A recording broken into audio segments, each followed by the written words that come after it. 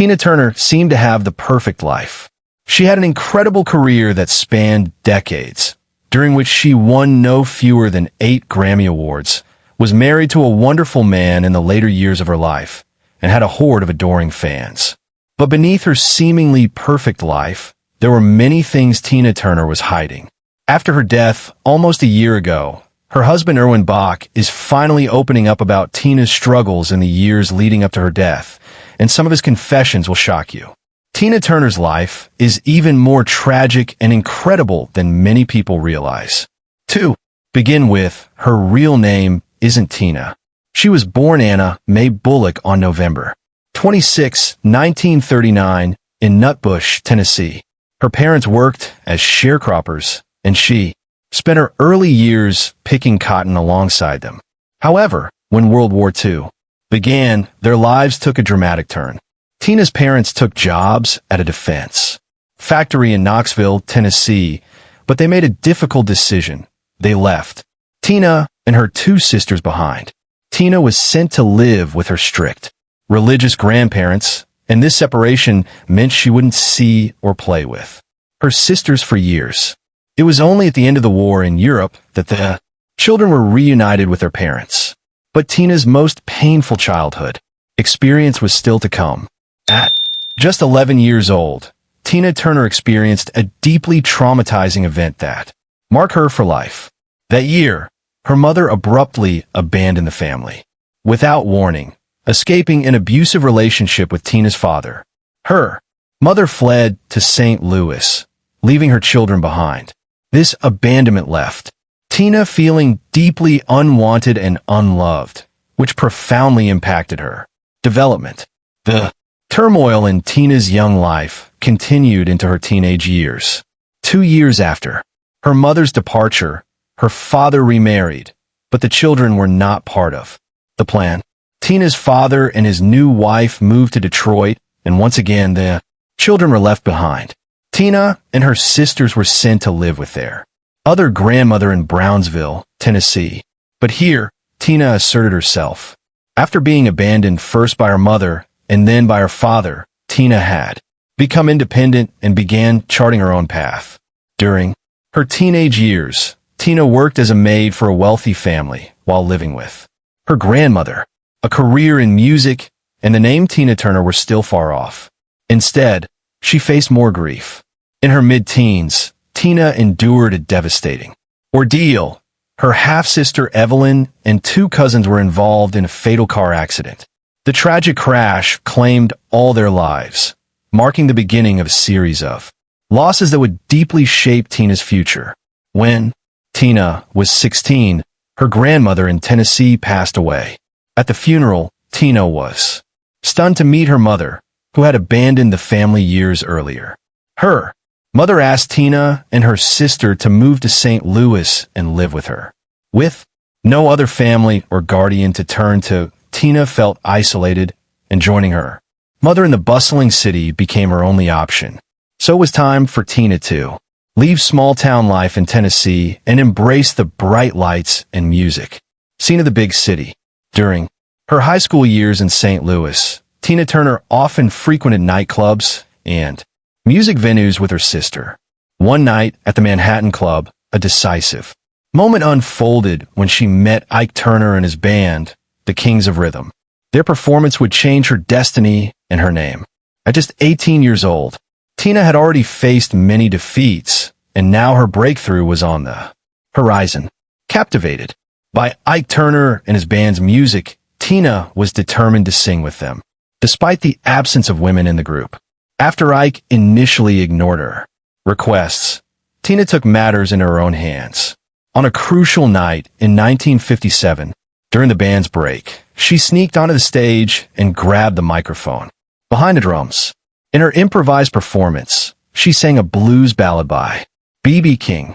This unique moment changed everything. Her electrifying performance immensely impressed Ike Turner, who invited her to sing more. She owned the stage for the rest of the night, and shortly after, Ike offered her a permanent role as a singer in the group. With Tina, the Kings of Rhythm now had their queen. Despite the fame they would later achieve as a couple, Ike and Tina did not begin there.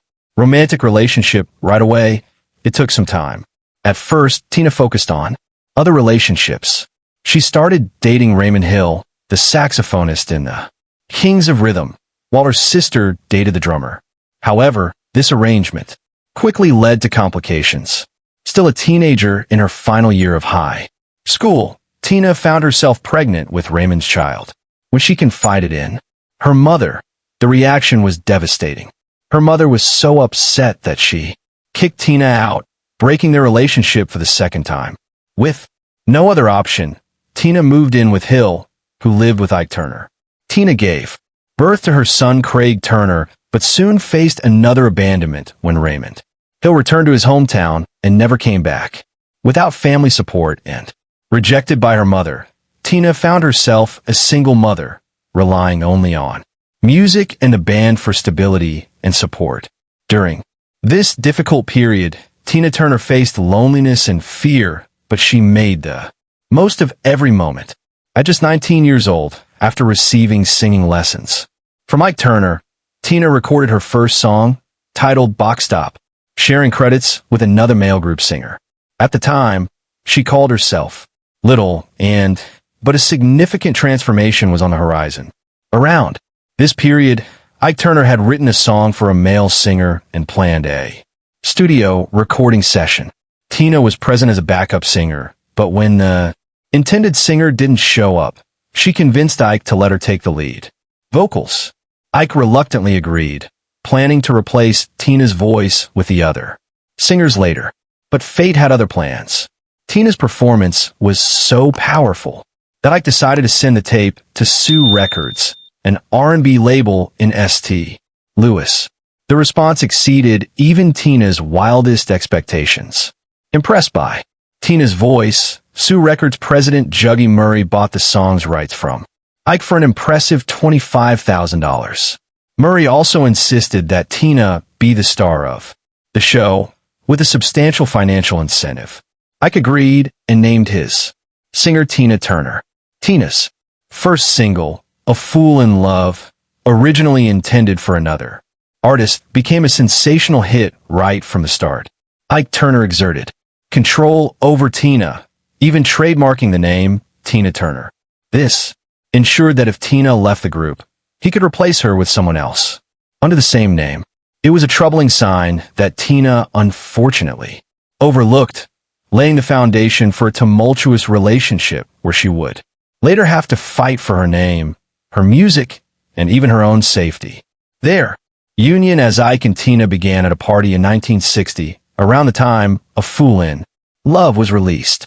When Tina and Ike began a romantic relationship, Tina sought refuge in Ike's room to escape another musician's advances, marking the start of their relationship evolving beyond friendship. However, their budding romance quickly faced a major obstacle. Surprisingly, Ike was still in a common-law marriage when he started dating Tina. This should have been a clear warning to Tina that challenges awaited her, as Ike continued to be unfaithful throughout their relationship. These ongoing infidelities, often public, and with other women, became a recurring issue. But Tina had more pressing concerns to face. The group was renamed the Ike and Tina Turner Review. They embarked on long tours across the United States, where Tina captivated audiences with her electrifying energy and dazzling performances alongside her backup dancer singers, known as the Ikettes. Meanwhile, Ike stayed in the background, leading the band. Their shows became immensely popular, allowing them to headline before mixed audiences even in southern states where racial segregation was still widespread, bridging gaps between white and black audiences as well as between the Motown and rock music scenes. Tina Turner began wearing wigs early in her career, which became a trademark of her image. This choice stemmed not from vanity, but from insecurities about her appearance and voice. Tina had always been insecure about her looks and thought her voice was unusual. To compensate, she adorned herself with elaborate wigs, heavy makeup, and flamboyant dresses, often changing outfits several times during each show. This unique style, combined with her dynamic dance moves, set Tina, apart from other female stars of her era, many of whom focused solely on vocals. In 1960, Tina and Ike welcomed their son Ronnie, Tina's second child, at age 22.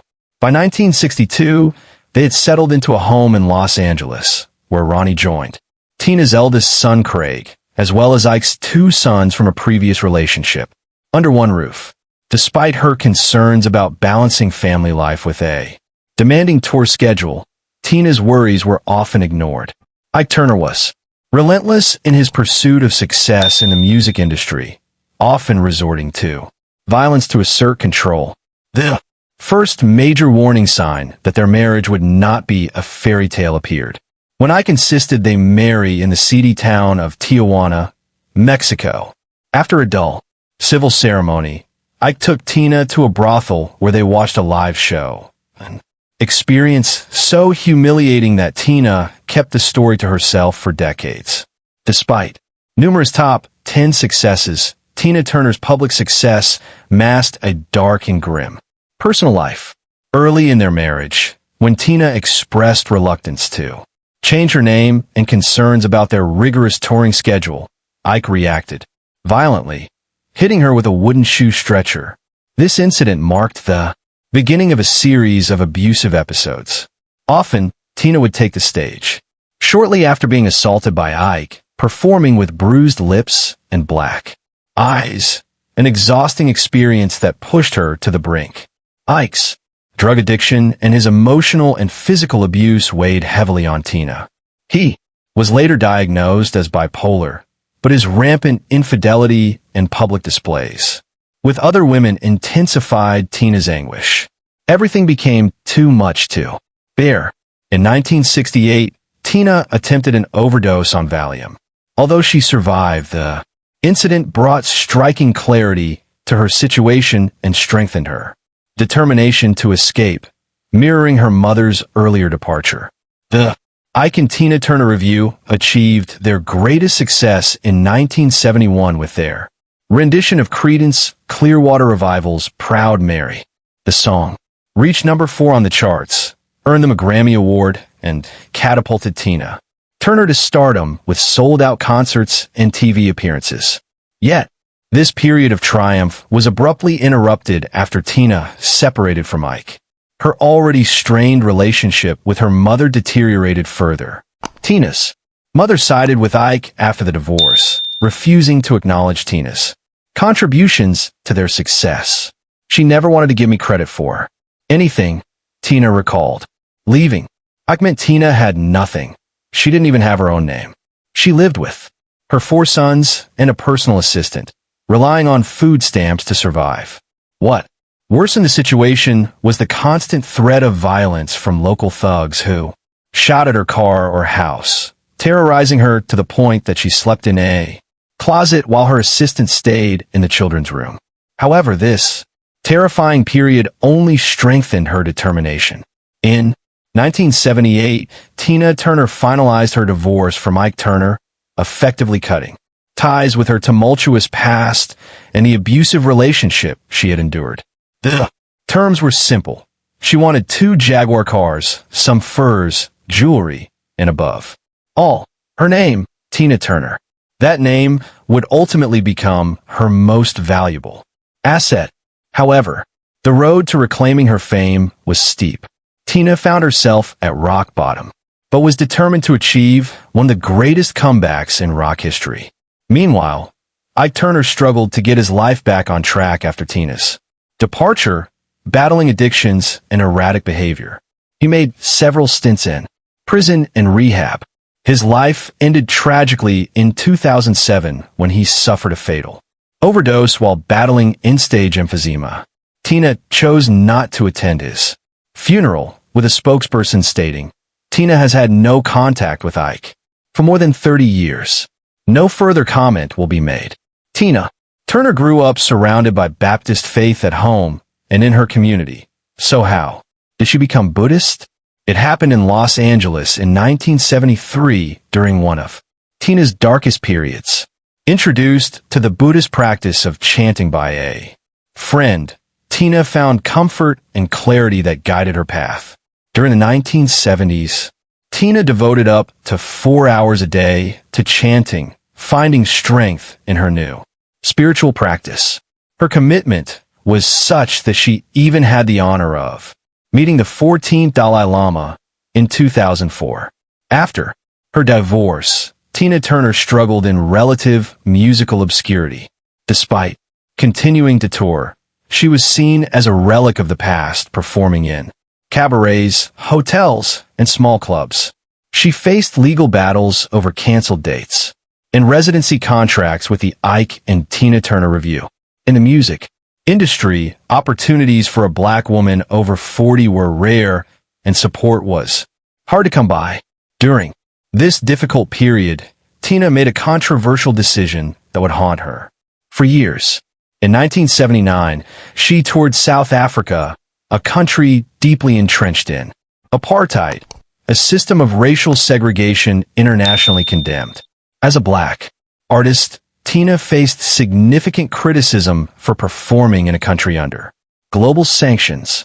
She later claimed ignorance of the political situation, describing herself as naive about the complexities of the South African regime. At the time, a turning point came with the rise of music videos in the early 1980s. Tina Turner seized this opportunity under new management, releasing the single Ball of Confusion, which gained some success. Her appearance in the music video marked one of the first times a black female artist appeared on MTV. Finally, Tina was beginning to rebuild her career.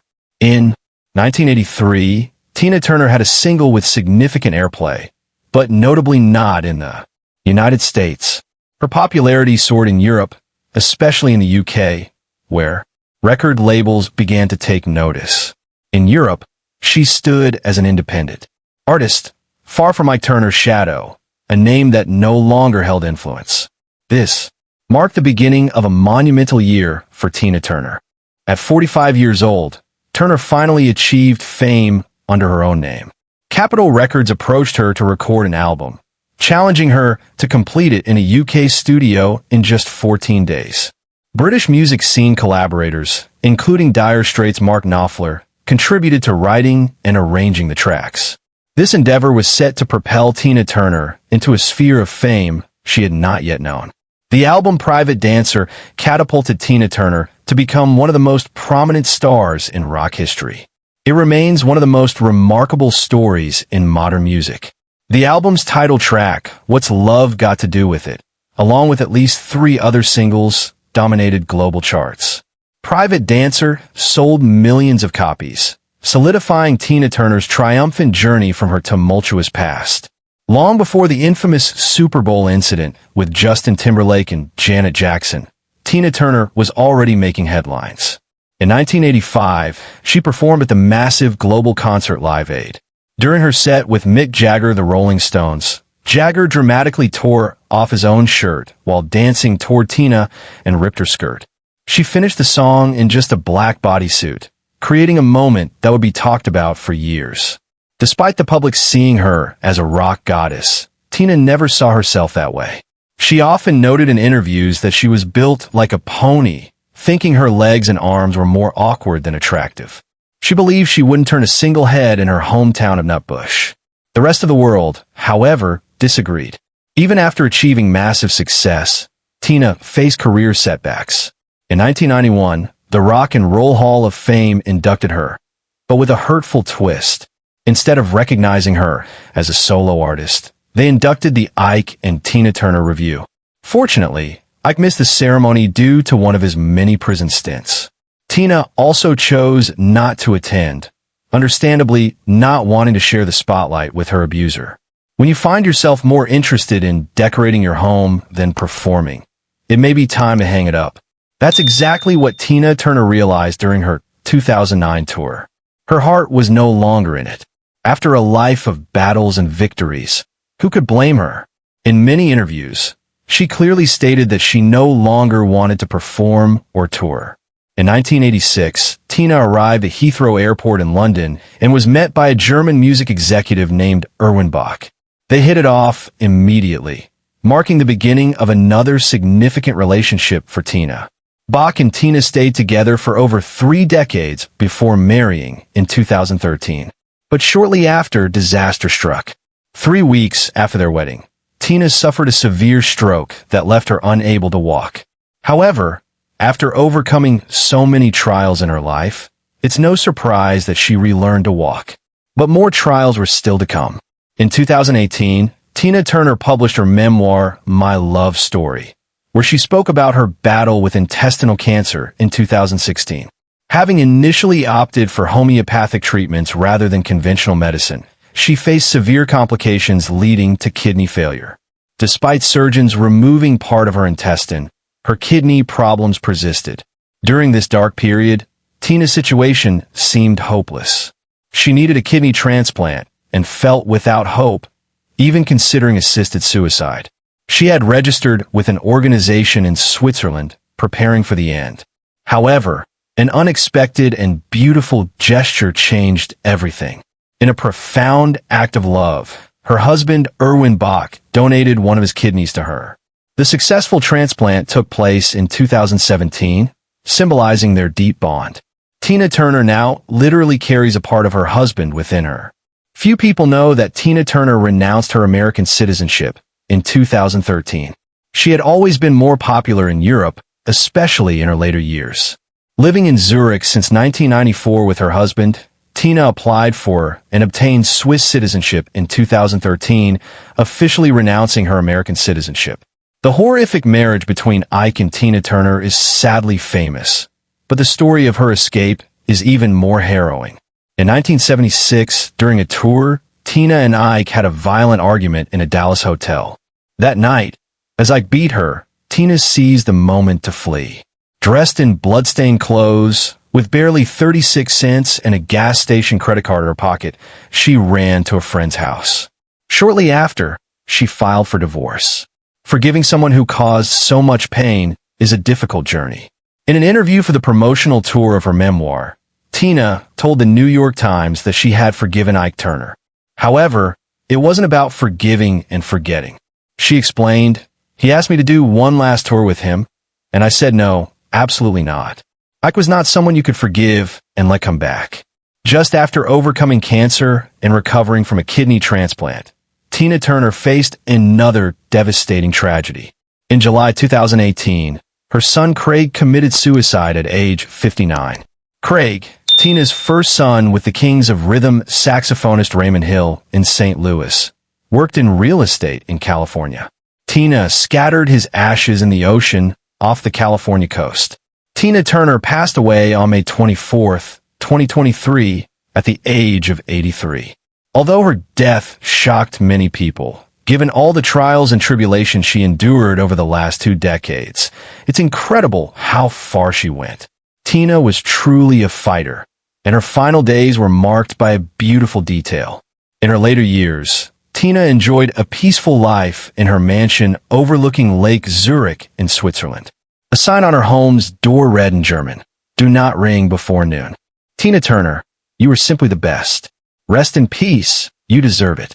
Tina Turner's life journey was a testament to her resilience, strength, and indomitable spirit.